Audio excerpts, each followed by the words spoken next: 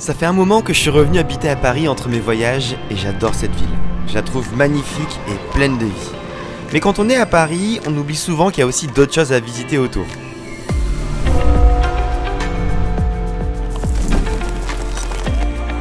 Aujourd'hui, je vais donc vous montrer 5 choses à faire aux portes de Paris qui sortent de l'ordinaire. Et ça se passe au sud-est de la ville, dans le département du Val-de-Marne. Je commence cette vidéo en mode insolite par quelque chose qui est très simple à faire puisque tu as juste besoin de prendre le RER pour y arriver.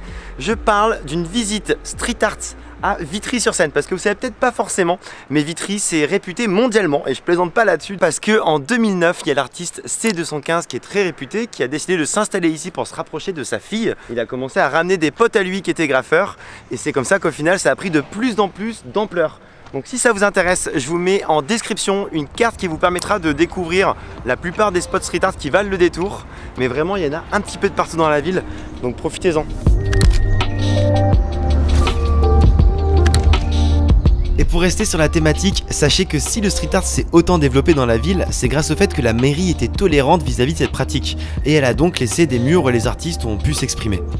Aujourd'hui, on peut admirer littéralement des centaines d'œuvres dans Vitry-sur-Seine.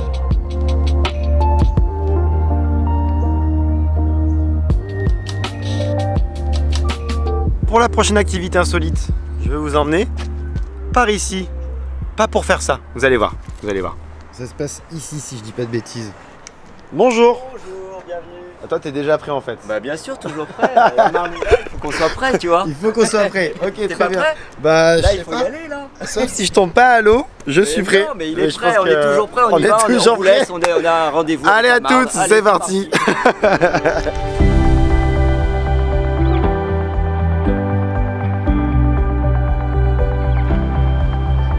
C'est que l'imagination. Ah ouais, t'as une bonne imagination quand même. Mais oui, yoga paddle, on peut tout faire. Bon alors du coup, comment ça se passe? Quel est le but? Où est-ce qu'on va? Est-ce qu'on va à New York ensemble? Tu veux vraiment New York? Tiens, Ouais, c'est par comment où? ça se passe déjà? Tu rattrapes les déchets. Tu vois. Oh. Hop. Alors, on s'assoit. Beach concrete, tu t'assois, tranquille. Les genoux de part et d'autre de la poignée centrale, sans mouvement trop brusque, en respirant bien, on va par là.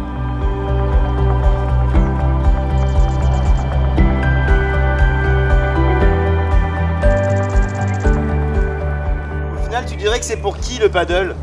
Mais quelle question, ça ne se pose pas une question pareille. Petit chenapan, c'est pour tout le monde. On peut faire du yoga paddle, du surf paddle, du toutou paddle. Qu'est-ce que tu veux de plus? Au final, cette balade sur la Marne permet vraiment de se déconnecter du stress parisien. On se croirait presque au bout du monde et je peux que vous conseiller d'y aller. Surtout que cela n'est qu'à 10 minutes de Nation, à Joinville-le-Pont.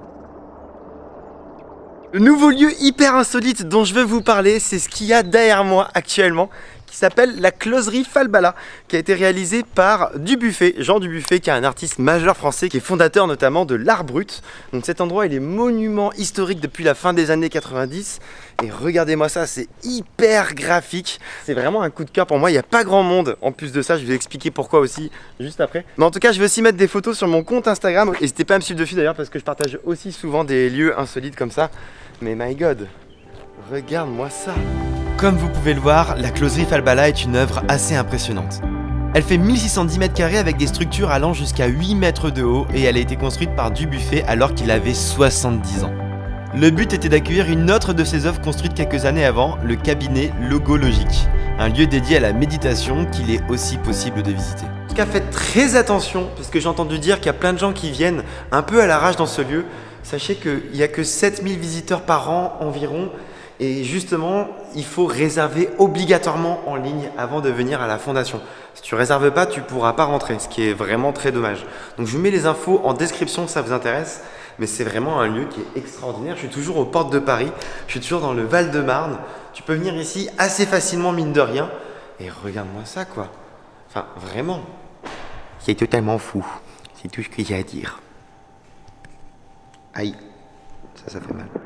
La prochaine activité insolite se situe dans le domaine de Grosbois, un centre d'entraînement international pour les chevaux de course de trot, l'un des plus grands au monde. C'est près de 80 entraîneurs avec leurs familles et équipes qui habitent sur place, forment et entretiennent leurs chevaux pour les préparer à la course au trot.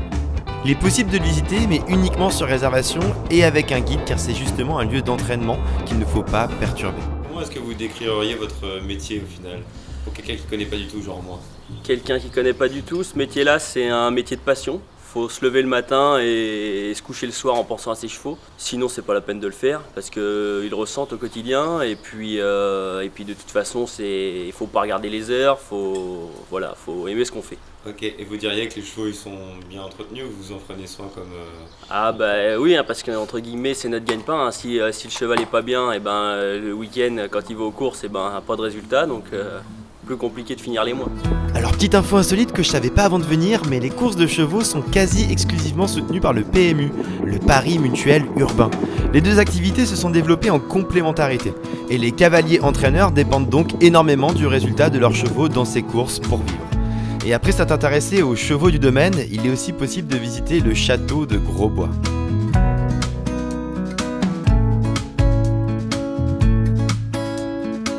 Bon, en tout cas, ce petit château, il est classé comme monument historique, rien que ça. Et concrètement, je sais pas si vous vous rendez compte, mais il n'y a pas forcément beaucoup de cordons de sécurité, tout ça, ce que tu pourrais voir parfois dans des châteaux. Donc ça implique qu'il faut réserver en ligne sa visite. Je vous mets le lien en description si ça vous intéresse. Franchement, c'est quand même... c'est canon, hein. C'est pas immense comme le château de Fontainebleau, bien évidemment, mais c'est intimiste, c'est atypique, c'est insolite. Et c'est un peu le but de cette vidéo, au final. Donc si ça vous intéresse, je vous mets le lien en description. Mais vraiment, c'est quand même assez ahurissant, la beauté du truc.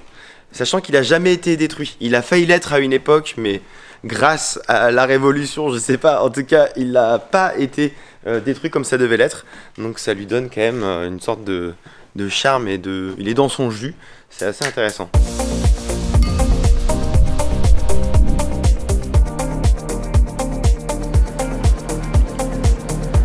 Ah oui, et une chose qui est très cool par rapport à ce lieu aussi, c'est qu'au final, tu as juste besoin de prendre le RER A et tu te retrouves ici même, là, à ma place. Enfin, la dernière activité que je vous conseille de faire, c'est la TGVAL, un tracé aménagé sur l'ancienne voie ferrée Paris-Bastille. Ce sont 20 km totalement balisés qu'il est possible de faire à pied ou à vélo pour les amateurs. Et sur la TGVAL, finalement, regarde, tu as plein de petits chemins pour te balader. Tranquillou bilou, avec tes potos, avec ta famille, avec ton ou ta chérie, que sais-je. Bref, c'est un petit bon plan très cool, très nature bien évidemment, mais qui mérite le détour. En tout cas, j'espère que cette vidéo vous a intéressé, vous a donné l'envie de venir vous perdre dans le Val-de-Marne, de sortir du stress parisien afin de découvrir des trucs un peu plus relax, un peu plus cool. Moi, comme d'habitude, je vous laisse sur de belles images. N'hésitez pas à vous abonner si ce n'est pas encore fait, parce que je pense refaire ce genre de vidéos sur des insolites aux alentours de Paris. Je vous laisse sur de belles images et surtout, n'oubliez pas de voyager. Peace!